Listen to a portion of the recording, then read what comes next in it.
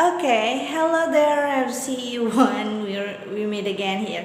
Like I have promised you last video, we will discuss again. This is about self-check for vocabulary.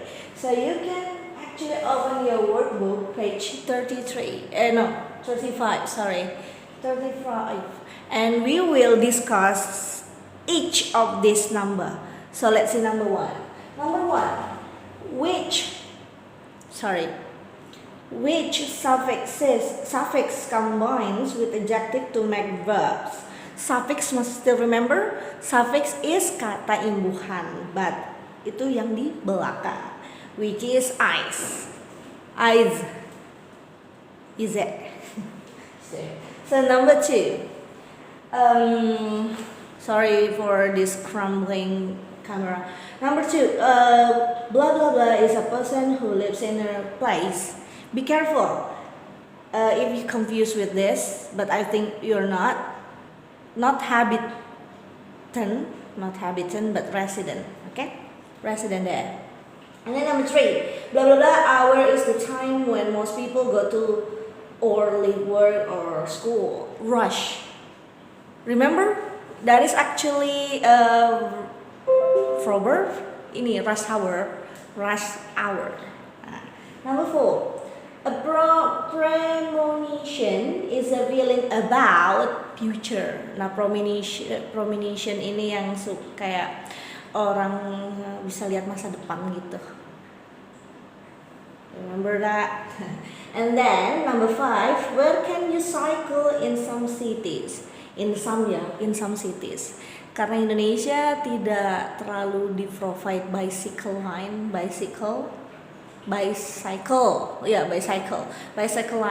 there. Tempat khusus untuk bicycle. You know that, bicycle. What's wrong with me? Sorry. And then number 6, if a place blah blah blah, nobody can live there. Uninhabitable. Berarti tidak ada yang tinggal di sana. You know that. Number 7, what does the suffix al combine with the to make adjective nouns or verbs? Noun. Jadi sesuatu yang jadi al conventional, nah like that, itu jadi noun. Kayak removal, ya kan, right? Jadi nouns kayak gitu. Sesuatu yang kamu bisa lihat itu bisa dipisah al-nya itu. Dia pasti kalau terpasang ada al itu jadi noun. Number 8, what do we call people who are traveling to and from their place of work? Itu commuters. Jadi kalau bahasa lainnya public transportation ya bisa commuter sih. Soalnya most people yang outside Indonesia itu kan banyak pakai public transportation ya, especially kalau yang in negara-negara maju, mereka kalau pakai kendaraan pribadi biasanya mobil, right? Gitu. And then number 9, when there are too many people in one place, we talk about overpopulation. Overpopulation ya, kalau yang kebanyakan manusia, orangnya kebanyakan meledak gitu, kalau sensus. And then number 10, a form of blah blah blah energy is one that will always exist. Jadi sesuatu yang energi ya, bentuk energi ya, yang selalu ada, berarti renewable. Nah, there. Number 11, we usually talk about the weather forecast.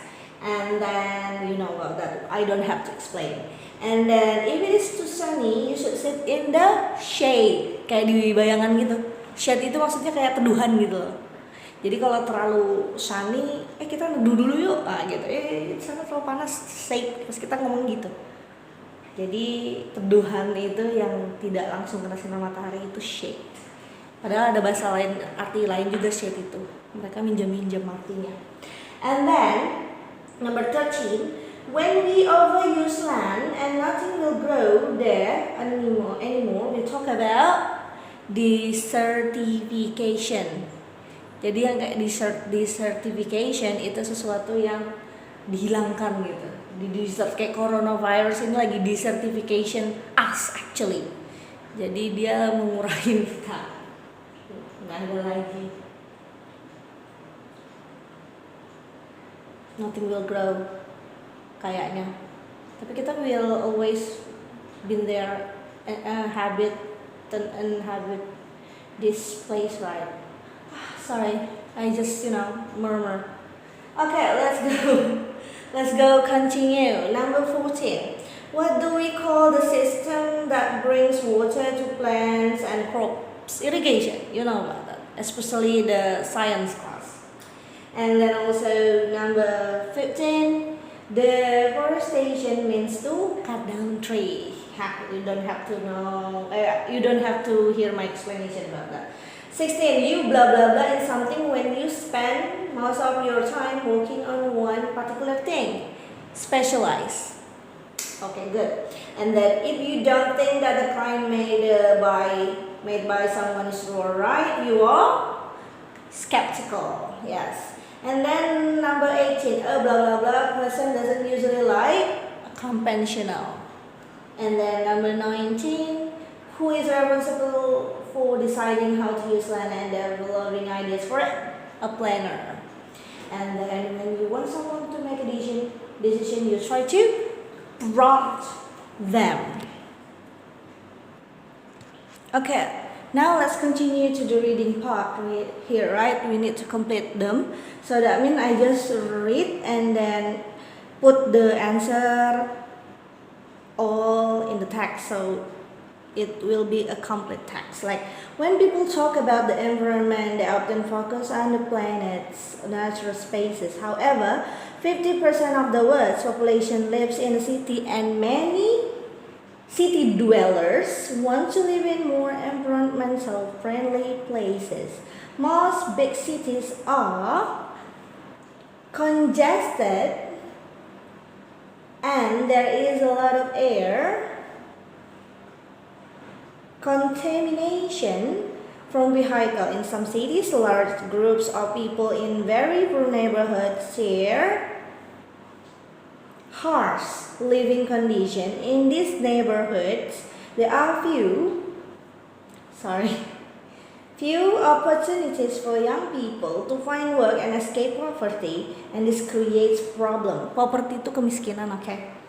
And then, apart from social problems, most cities are not sustainable and they have a negative impact on the environment around them. The growth of cities destroy the biodiversity of the local countryside and they use up all of the resource. Countryside itu kayak kampung tapi belum kampung banget gitu kan. Jadi ya agak dalam aja, cuman nggak kampung banget. And then, fortunately, however, governments are now looking for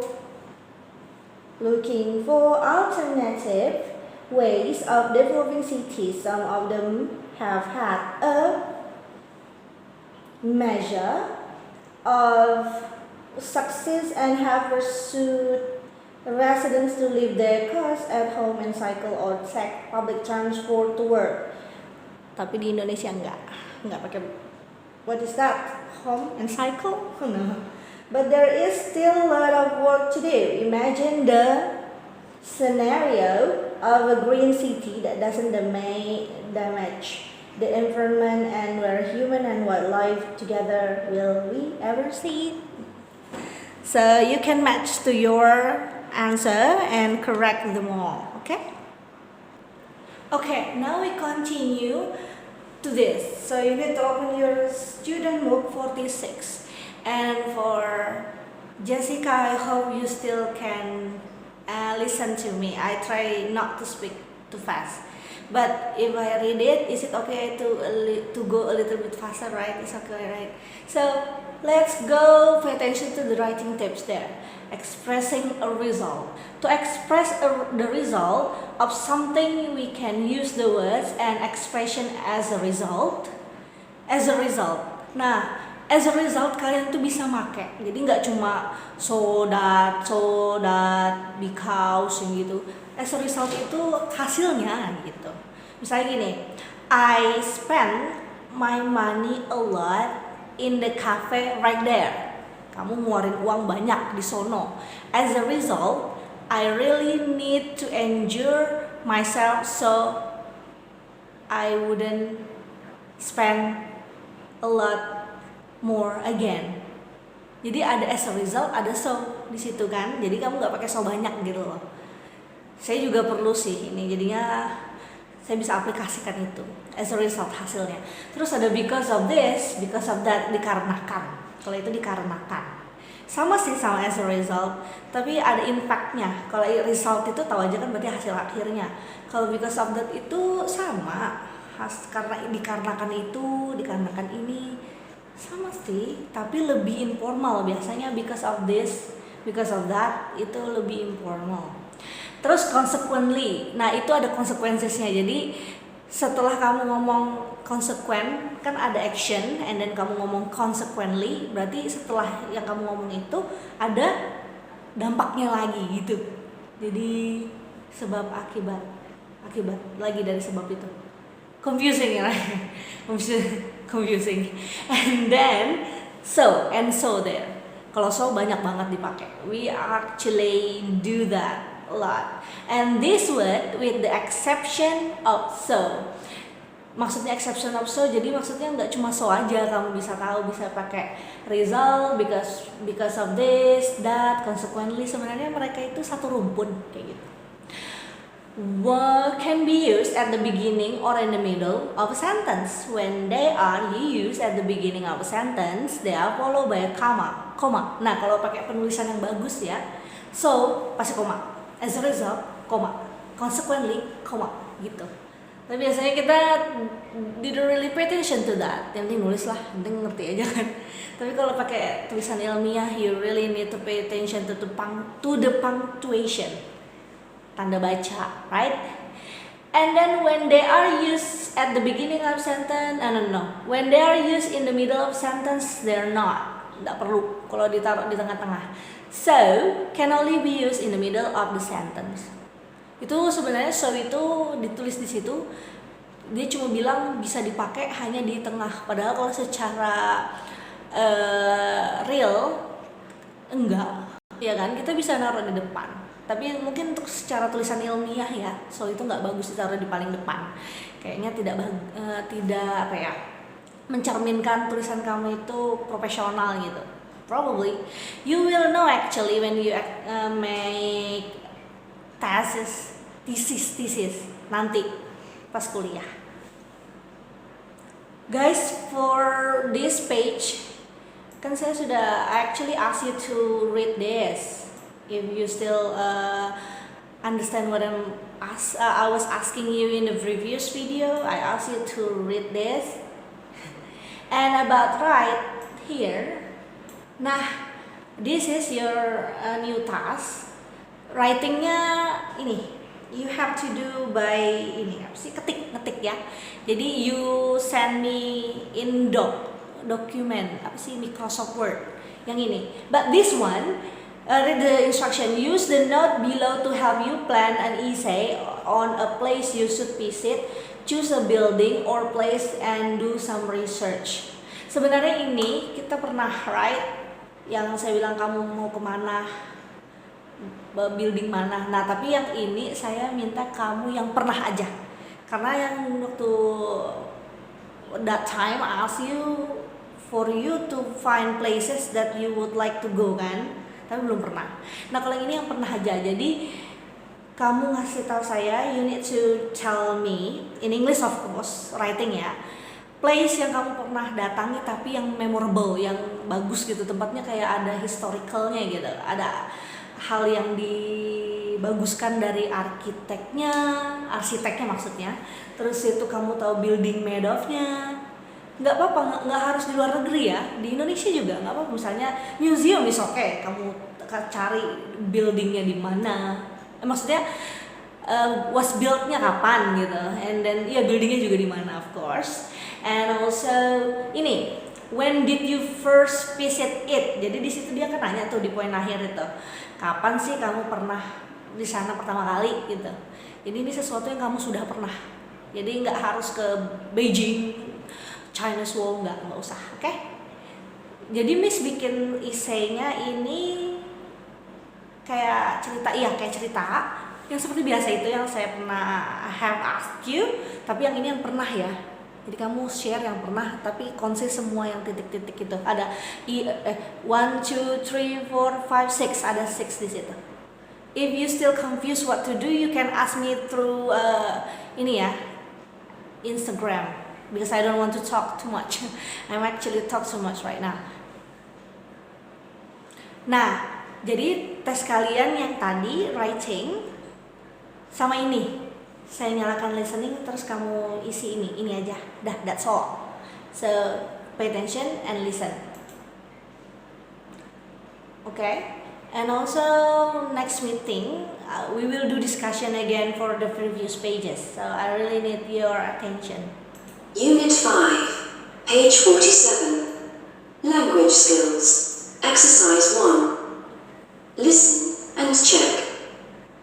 What are you doing your geography project on? Well, I'm facing a bit of a problem at the moment. I found 3 UNESCO sites, but I can't decide which one I like best. What about you? Well, I'm writing about the Umzab Valley in Algeria. Where? The Umzab Valley. I found it on the UNESCO website. It says there are 5 settlements which were built in the 10th century in the Sahara Desert, but they're in a perfect state of preservation. And the people have also preserved their 1,000-year-old heritage. As a result, it's an important historical place. It sounds interesting, but it would be too hot for me. Well, it says here, the criteria used for the construction of the towns meet the needs of people living in a hot climate. What does that mean? That the towns are surrounded by big walls and the streets are narrow, so the people are protected from the sun. Even so, the heat must be exhausting. Yes, but the local oasis acts as a sanctuary from the sun. I think it sounds fascinating.